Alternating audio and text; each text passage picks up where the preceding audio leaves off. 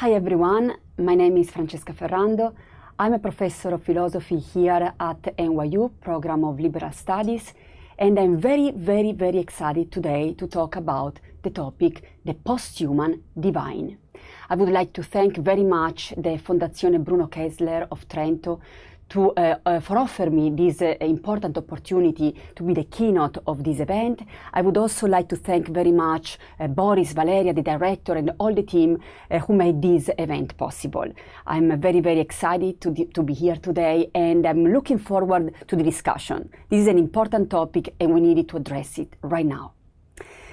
So I would also like to mention that many of the topics that we are going to cover today are actually being dealt in my book that is entitled Philosophical Posthumanism, which is coming out in the spring of 2019, specifically in May, published by Bloomsbury. So if you're curious and would like to know a little more, you can read my book. You can also follow me or write me to my website www.theposthuman.org. Now, this talk is divided in two parts in which we are going to address specific questions. So first of all, we should say that this talk entitled The Posthuman Divine will address the notion of the divine within the umbrella term of the posthuman. But as we know, the posthuman is not one movement, but many. And there are many different schools of thoughts that go under the umbrella term posthuman. We can think, for instance, of transhumanism. We can think of posthumanism, anti-humanism. And we are going to address all of these in our talk. In order to address each school of thought, we are going to divide this talk in 4 different sections, addressing 4 different questions. Each question refers to a specific school of thought and to a specific topic. Let's see the first question that we are going to address. Are we being gods? And I'm using the plural to really have a comprehensive notion of the divine, a comprehensive notion of God. So are we being gods right now? This is a question that we are going to address through philosophical posthumanism, specifically the nuance of post-dualism. We are then going to follow with the question, are we becoming gods? This is a question that we are going to address with transhumanism and the call for human enhancement. Third question is, are we playing gods? And this is a topic that we are going to address through the bioconservative ethics and the call against human enhancement. And finally, we are going to ask if we are actually killing God or gods. And this is again through the notion of the death of God according to Nietzsche. Specifically, we are going to address this question within a frame of anti-humanism.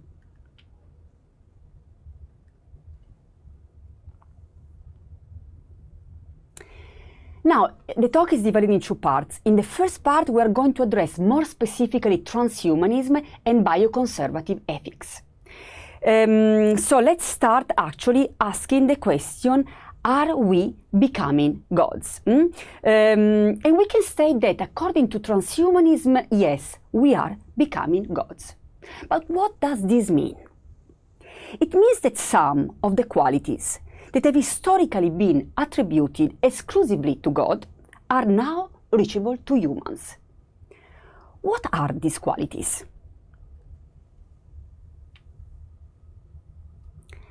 According to many religions, gods are immortal, all-knowing, and all-encompassing.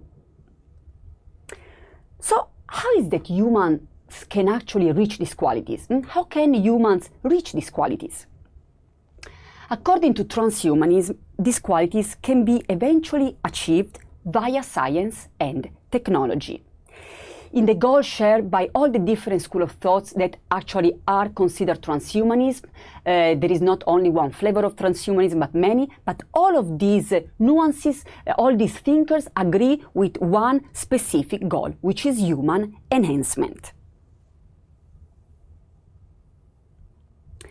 So we're going to understand how, according to transhumanism, we can reach these specific qualities which have been historically attributed to God. Let's start with immortality. The goal of immortality, later renamed within the transhumanist narrative as radical life extension, may eventually be fulfilled through gene editing and prenatal genetic modification. Here we should open a parenthesis and explain question number three, which was, are we playing gods? Because again, this is something that is being also very much criticized, the fact that humans may eventually extend their life so radically to almost become immortal. Some people are very much against this, and some people are very much against transhumanism. So before we delve a little more into transhumanism, let's see why some people are against this call for immortality. So the question that is being asked by bioconservative ethics is to be or not to be genetically modified. The term designer baby is a controversial one. According to the Oxford Dictionary, a designer baby is, quote, a baby whose genes have been chosen by its parents and doctors so that it has particular characteristics, end of quote. Emerging biotechnologies such as CRISPR are opening new potentials, including selecting different traits by adding or removing genetic material via gene editing. The question obviously is, should we as a society or even as a species proceed in the path towards a future of designer babies? Should we? Because we could. So the point is not can we, should we? Some say yes, for instance, transhumanists. Some say no, for instance, bioconservative bioethicists. In the case, for instance, of German philosopher Jürgen Habermas, he has developed a critical reflection on the role of law in a social scenario in which genetic manipulation will bear increasing significance. In The Future of Human Nature, he states, quote, partner in evolution or even playing God are the metaphors for an auto-transformation of the species which it seems will soon be within reach, end of quote. Habermas thus stresses the urgency to develop legal strategies in order to protect personal identity, which may lead to the legal recognition and protection of the right, quote, to a genetic inheritance immune from artificial intervention, end of quote. So according to this view, future generations of humans should have the right not to be genetically enhanced. So definitely here a big difference between a transhumanist position and a bioconservative one. Let's then go back to the question, are we becoming God or are we becoming gods? And understand how, according to transhumanism, we can reach the other qualities of God.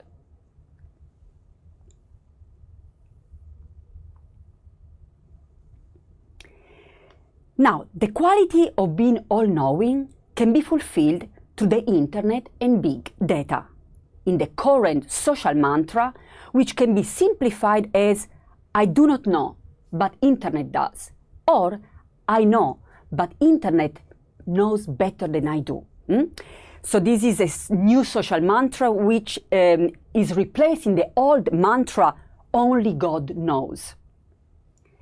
This view has recently developed into Dataism, which, according to historian Yuval Noah Harari, is an emerging ideology, according to which big data becomes the supreme value, to the point that it could eventually replace traditional religious beliefs and turn into a new religion.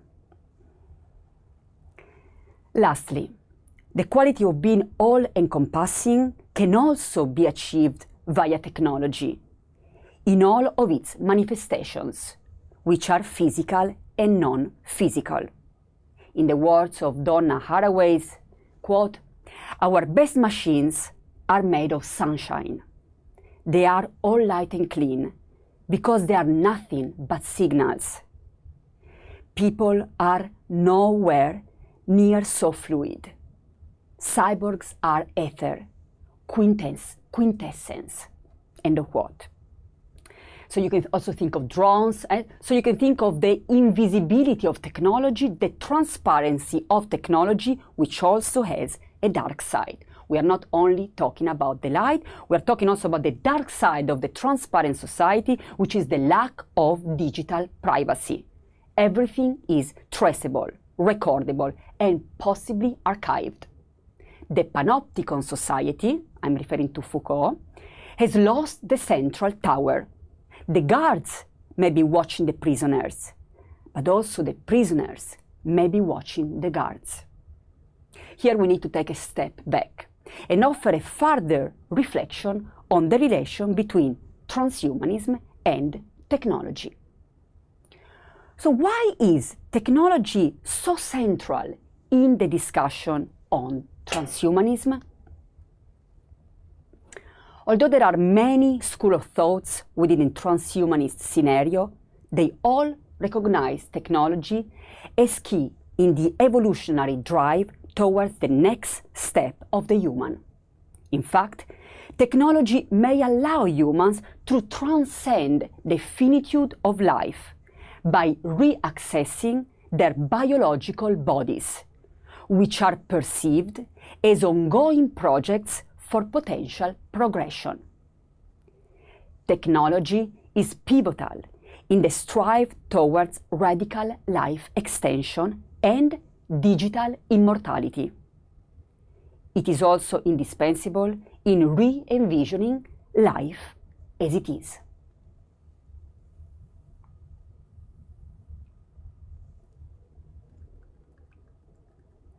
For instance, utilitarian transhumanist philosopher David Pearce is a proponent of the hedonistic imperative, which outlines how genetic engineering and nanotechnology will abolish suffering in all sentient life. Pearce defines as paradise engineering the complete abolition of suffering in Homo sapiens. And not only. According to Pearce, quote, the circle of compassion should eventually include other animals via ecosystem redesign and genetic engineering. In sum, the option of redesigning the global ecosystem extends the prospects of paradise engineering to the rest of the living world. End of quote. Here we definitely need to open a parenthesis from a critical perspective.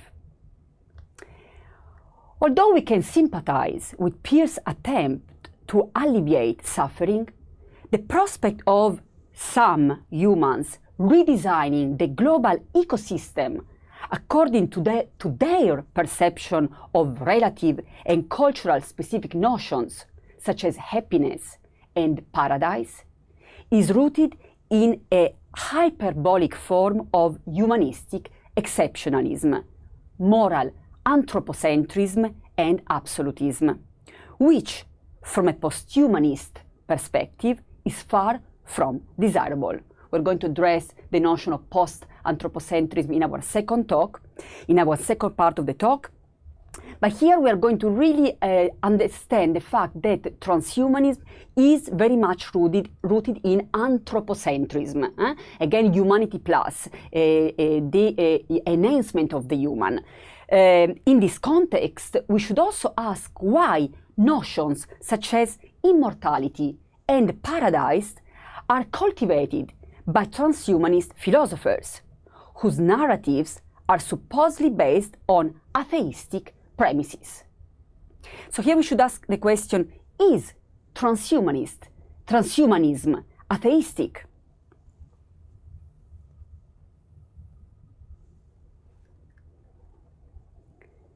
Some specific takes on transhumanism have developed within religious frames.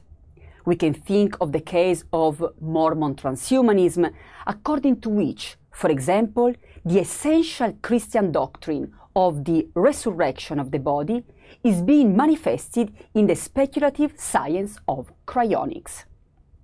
And still, for the most part, transhumanism is supposedly anchored on atheistic assumptions. As James Hughes states, quote, self-identified transhumanists today are mostly secular and atheistic. Furthermore, Max More, one of the leading voices of the transhumanist movement, takes an explicit standpoint against normative religions in the name of science.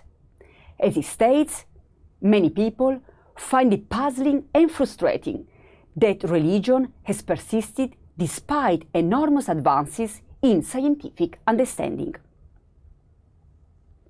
So why are we, in our journey into the transhuman, encountering terms that are inextricably connected to religious doctrines, such as paradise and immortality? We should ask this question because many philosophers of transhumanism claim that transhumanism is based on atheistic premises. So how does it come that we find notions such as paradise and immortality among others? At a closer inspection, we can state that within the transhumanist discourse, technology is, on some level, replacing the role of religion. In the transhumanism techno-enchanted narrative, technology becomes the drive to fulfill the existential search and an answer to the strive towards the ideal constitution of, between the comma, better individuals. Bioethicist John Harris, for instance, see human enhancements as morally good because, quote, they make us better people, end of quote. Technology also turns into the golden key to access the forbidden fruit, immortality, later renamed within the transhumanist literature as radical life extension. There are many interesting parallels which can be drawn between the transhumanist take on technology and religions.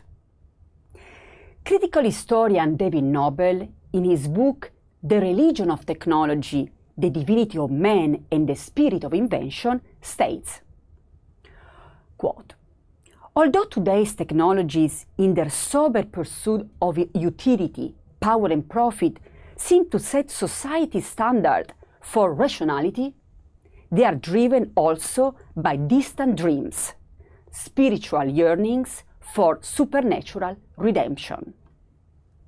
However dazzling and daunting their display of worldly wisdom, their true inspiration lies elsewhere, in an enduring otherworldly quest for transcendence and salvation. End of quote. So if, according to transhumanism, humans are becoming gods, and here we should understand the notion of God as a metaphor, how can the human be redesigned? The transhumanist overemphasis on technology often results in a technocentric transcendence of biology. Most of the transhumanist debate is directed in rethinking the human through technology, which is thus invested of an ontological primary role towards the next step in human evolution. In The Age of Spiritual Machines, for instance, Ray Kurzweil states, quote, the introduction of technology is not merely the private affair of one of the Earth's innumerable species. It is a pivotal event in the history of the planet. Evolution's grandest creation, human intelligence, is providing the means for the next step of evolution, which is technology. End of quote. In this evolutionary interpretation, human intelligence becomes evolution's grandest creation, and technology is determined to be its worthy successor. So here again, we need to open a parenthesis.